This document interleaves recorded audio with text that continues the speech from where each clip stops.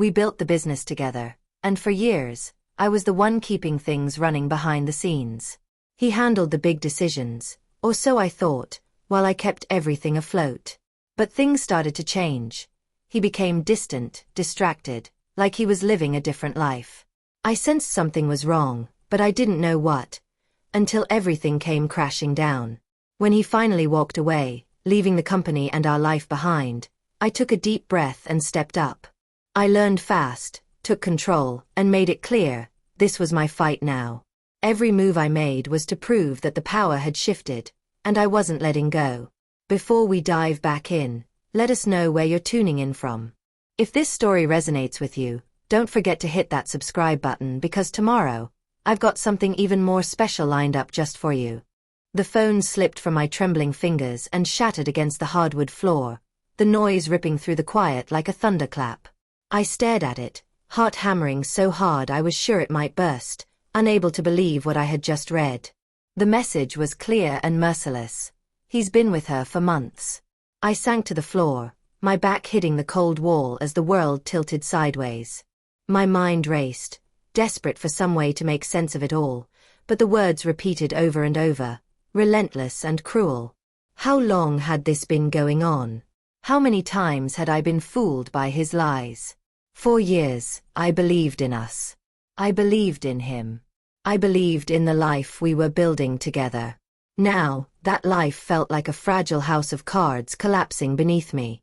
I pressed my hands over my face, trying to stop the tears, trying to keep myself from breaking apart. I kept asking why, but no answer came except the cold silence of betrayal. I wasn't just hurt. I was shattered. I am Emily. I want you to understand who I was before this happened.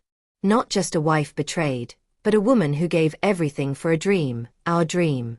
Our business was our baby. We started from scratch, with nothing but ambition and stubborn determination. In the early days, it was just the two of us. Him with his charm and connections, me with my grit and endless hours at a desk. I handled the numbers, the clients, the schedules, things he either couldn't or didn't want to do. I was the backbone, the silent partner, the engine that kept the company moving forward while he focused on the deals and the big picture plans. I sacrificed so much. My own career stalled while I poured my energy into his business. I gave up promotions, late nights with friends, even family holidays, because I believed that our shared success would be worth it. I thought that my sacrifices would be recognized, that my love and loyalty would be enough to keep us strong. At home, I was the organizer, the peacemaker, the one who made sure everything ran smoothly. I managed the household, juggled bills and schedules, and still found time to hold our family together with quiet strength. But even as I did all this, I started to notice cracks. He was becoming distant, less present at dinner, less interested in conversations, his eyes often fixed somewhere beyond the room. I thought it was stress, that the weight of the business was getting to him. I told myself to be patient, to hold on, but the coldness in his voice and the growing silence between us unsettled me. I started to feel invisible, a shadow in my own life. I blamed myself for everything. Maybe I was too demanding, maybe I wasn't enough, maybe my love wasn't enough. I remember the nights lying awake, staring at the ceiling, trying to understand where we had gone wrong. I questioned every moment, every word, every touch. I should have known. The first Raol warning came when his phone was suddenly always face down, even at the kitchen table. The second when he began disappearing late at night, offering vague excuses about work meetings or client emergencies. I tried to confront him gently, but every time I asked, he brushed me off or snapped. It was like he was a stranger living with me. Still, I held on to hope. Maybe it was just a phase. Maybe things would get better. Maybe I was imagining it all. But deep down, a knot of dread twisted tighter every day. Then, the final blow came out of nowhere. A text message, anonymous but undeniable, with a photo of him, my husband, smiling with another woman, touching her hand like they belonged to each other. The caption said, "New beginnings." I couldn't breathe. I stared at that image for what felt like hours, the shock freezing me in place. It was like someone had ripped my heart out and held it up for me to see. Everything we built, every late night, every sacrifice, every promise, it was all a lie. He wasn't just cheating. He was choosing someone else over me. I sat on the floor, numb and broken, the cold seeping through my clothes and into my bones. I felt lost in a fog of pain and disbelief. I wanted to scream. I wanted to run. I wanted to disappear. But most of all, I wanted to understand how everything had fallen apart without me seeing it coming. For the first time, I realized I didn't know the man I thought I loved. The man who promised me forever had already walked away. And as the night deepened around me, I faced the terrifying truth. I was completely alone. That night marked the end of my old life. The safe, predictable life where I was a wife, a partner, a dreamer. It marked the beginning of something I couldn't yet understand, a fight for control, for justice, for myself. I didn't know then how far I would go. I didn't know the strength I would find buried inside. But as I sat there on the cold floor, staring at the broken pieces of my life, one thing was clear: nothing would ever be the same. For days after that night, I moved through a haze, as if my body was awake, but my mind was somewhere far away, lost in a storm I couldn't calm. I barely ate. I avoided my reflection because I couldn't bear to see the hollow eyes staring back. Every familiar corner of the house felt like a trap, filled with memories that now stung like salt in an open wound. I couldn't bring myself to touch his things. His jacket hanging on the coat rack, his shoes by the door. It was as if his presence had been reduced to shadows, reminders of a man who was already gone. Friends called, but I didn't answer. Family wanted to help, but I pushed them away. How could I explain the silence when my own heart was screaming? How could I admit that the person I trusted most had shattered me completely? My world was collapsing, but there was no one to catch me. I kept asking myself what I had done wrong. Was I too demanding? Too weak? Not enough? I replayed every moment we shared, trying to find the first crack, the first sign that something was wrong. He had seemed so distant these last few months, wrapped up in meetings, phone calls, always tired, always distracted. I told myself it was just stress, the pressure of running a growing business. I convinced myself to be patient, to wait for the storm to pass. Now I knew better. He wasn't stressed, he was slipping away. I remembered how it all began, the early days when we dreamed together, full of hope and ambition. I was working a demanding corporate job, climbing the ladder step by step, but it never felt like enough. I wanted more than a title or a paycheck. I wanted to create something of my own. He had an idea, a small consulting firm, promising but risky. He needed someone to manage the details, the chaos behind the scenes. I took a leap of faith. I left my job. I gave up my own path for a dream we shared. 4 years, I was the one answering phones, scheduling meetings, crunching numbers. I was the one who stayed late when clients pulled out, who found solutions when nothing seemed possible. I was the one who believed in the business when he stopped believing in himself. I made countless sacrifices, putting our future ahead of my own happiness. Birthdays went uncelebrated. Vacations were cancelled. Nights were spent poring over spreadsheets while the world outside kept spinning. I stayed silent when I felt tired or invisible, telling myself it was all part of building something bigger. I was proud of what we accomplished, but I was exhausted, physically, emotionally, and mentally. Still, I believed in us. But that belief was misplaced. Because while I was giving everything I had, he was giving everything to someone else. The betrayal wasn't just an affair.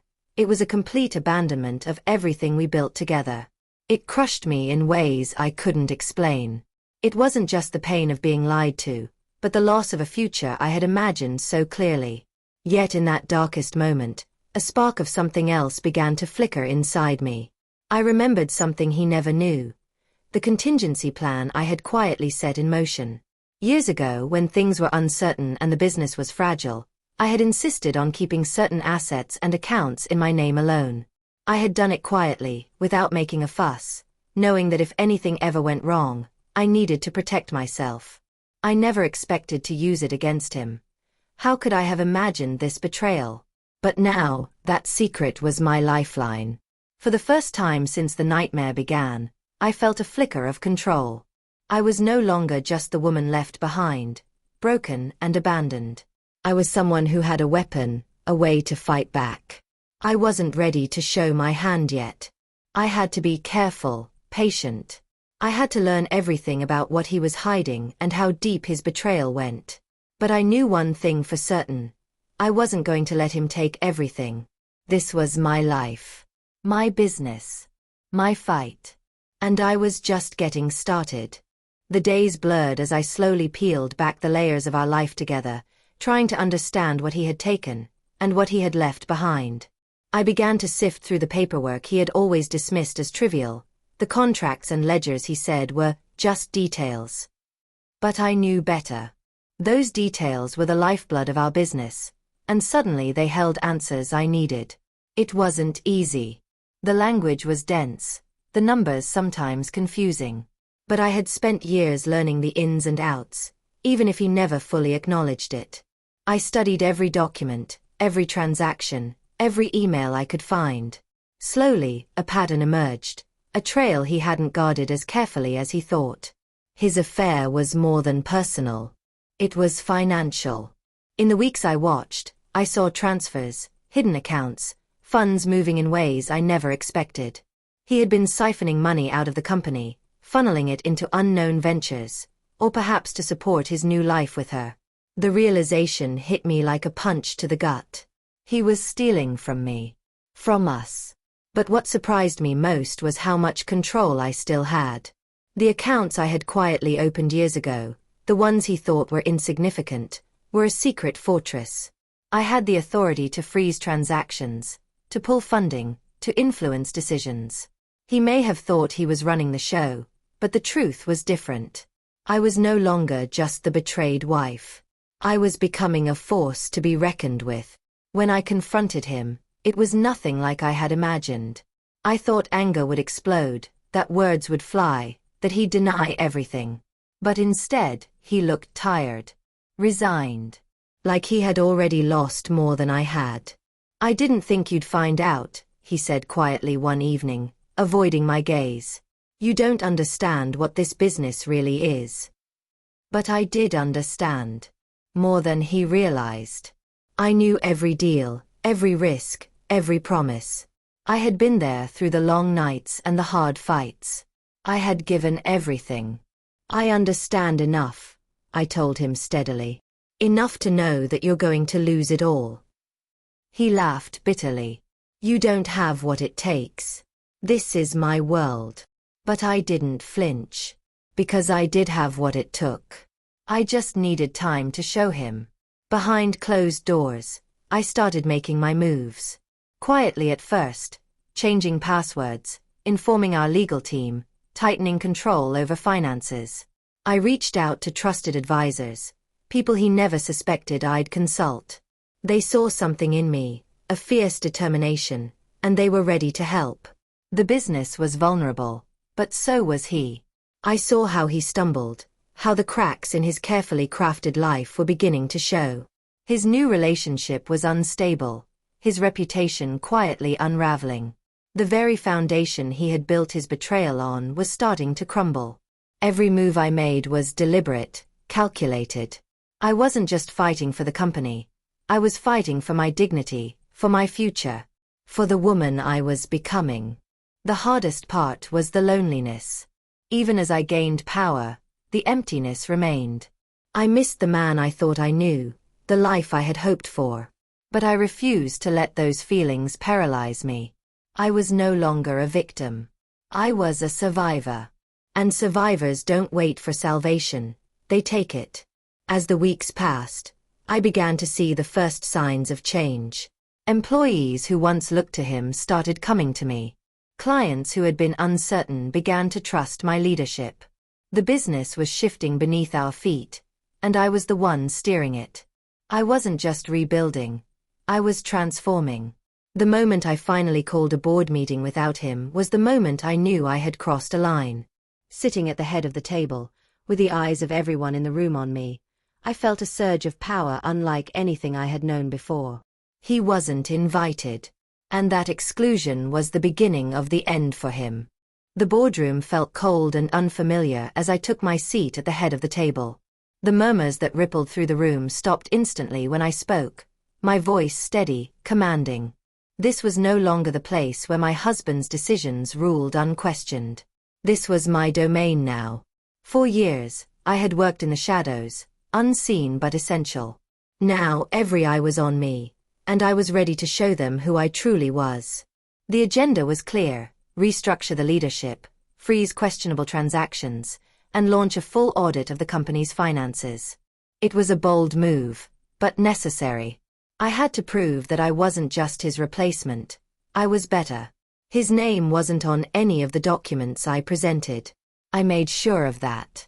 Instead, I introduced a team of trusted advisors, experts who could stabilize the business and restore confidence among our clients and employees. The room was tense, but the message was clear: the old way was over. Outside the boardroom, my husband's world was unraveling fast. At first, he tried to fight back with anger and threats, but the legal team I had assembled was one step ahead. Every attempt he made to regain access or influence was met with a firm, unyielding wall. I heard whispers of his frustration, how he paced the halls late at night, how his once confident demeanor faded into desperation. The man who once controlled everything was losing his grip. But the most satisfying moment wasn't the business wins. It was the look on his face when he realized I wasn't the broken woman he left behind. I wasn't asking for his forgiveness or his approval. I was claiming my power, one calculated move at a time. Every day brought new challenges. There were rumors, resistance from loyalists still attached to him, and moments when doubt crept in. But I pushed through, fueled by a fierce determination to reclaim what was mine, and more. I hired new talent, rebuilt fractured client relationships, and introduced innovative strategies that revitalized the company's reputation. Slowly, the tide was turning. Employees who once whispered behind closed doors now looked to me for leadership. Clients who had been hesitant began signing new contracts. The business was no longer just surviving. It was thriving under my guidance. Meanwhile, my husband was forced to watch from the sidelines, powerless and alone. His attempts to reach out were met with silence. I refused to give him the satisfaction of knowing he still had any control over me or the business. It was painful, yes, losing the man I thought I knew and loved, but it was also liberating. I was free from the chains of betrayal, stepping into a strength I hadn't known I possessed. One evening, months into this new reality, he showed up at the office unannounced. The man who once commanded every room now looked small and defeated, standing awkwardly at the entrance. "I want to talk," he said, voice barely above a whisper. I didn't hesitate. "This isn't a negotiation," I told him. "You lost that right." He looked away, shame flashing across his face. For the first time, I saw the man beneath the mask, the man I had loved, broken and humbled. But my decision was clear. I wasn't going back. That moment marked a final shift. I wasn't just the woman left behind. I was the one who took everything back, and made sure he understood who was in charge. The story wasn't over, but the balance of power had changed forever. The months that followed were a whirlwind, but in that chaos, I found clarity. After the confrontation in the conference room, where he sat there defeated and broken before me, a new chapter began. Not just for the business, but for me. I wasn't just managing the company anymore. I was reshaping it. The pieces of the fractured empire he left behind were mine to rebuild, and I did it with a fierce determination that surprised even me. Every contract I signed, every meeting I led, every strategic decision I made was a declaration. This business, this life, belongs to me now. The initial thrill of victory was intoxicating, but beneath it lay a deeper, quieter satisfaction. Proof that I had survived the darkest storm and come out stronger. I had learned to walk through fire without burning. Legally, the war with him was far from over. He launched attempts to claw back control, dragging me into endless court battles and boardroom showdowns. But this time I was prepared. My legal team, carefully assembled and fiercely loyal, dismantled every claim he made. The evidence of his financial betrayals, hidden accounts, and misuse of company funds was damning. The truth was on my side, and the law was a shield I wielded expertly. I saw him more and more as a shadow of the man he used to be, angry, desperate, but powerless. His threats became empty echoes. His attempts at intimidation dissolved under my steady gaze. One day, during a particularly tense mediation, he looked at me, really looked, and I saw fear flicker in his eyes. The man who once controlled me, who thought he owned everything, realized I was untouchable now. But this journey was never about revenge. It was about reclaiming my identity, rebuilding my sense of self after it was shattered. I started therapy, something I'd always resisted before, and it was transformative. I learned how to trust again, how to set boundaries, how to love myself first. The pain of betrayal lingered like a scar, but it no longer defined me. It was a reminder of how far I had come. I surrounded myself with people who lifted me up, friends who had stood by me quietly, family who never doubted me, new colleagues who respected my strength and vision. I created a support network that was unbreakable. At work, I transformed not just the business but the culture. I fostered transparency, accountability, and respect, values that had been eroded under his reckless leadership. I hired passionate leaders, rebuilt trust with clients, and restructured operations to be more resilient and ethical. Employees who had once feared change now saw me as a beacon of stability and inspiration. I wasn't just their boss, I was their champion. One afternoon, a senior manager approached me, eyes shining with gratitude. "You saved this company," she said simply. "And you saved us." Her words struck a chord deeper than any boardroom victory. This wasn't just about me. It was about the people whose lives I had a hand in shaping. Personally, the healing was slower but just as vital. I learned to love again, not recklessly, but wisely. I discovered strength in solitude, joy in small victories, and peace in boundaries. Dating felt like uncharted territory, but with every tentative step, I rebuilt my faith in connection and in myself. I wasn't the same woman who had once sat on the floor, broken and betrayed. I was reborn, stronger, smarter, and fiercely independent. The business flourished. Profits soared. Our reputation rebounded and grew stronger than ever.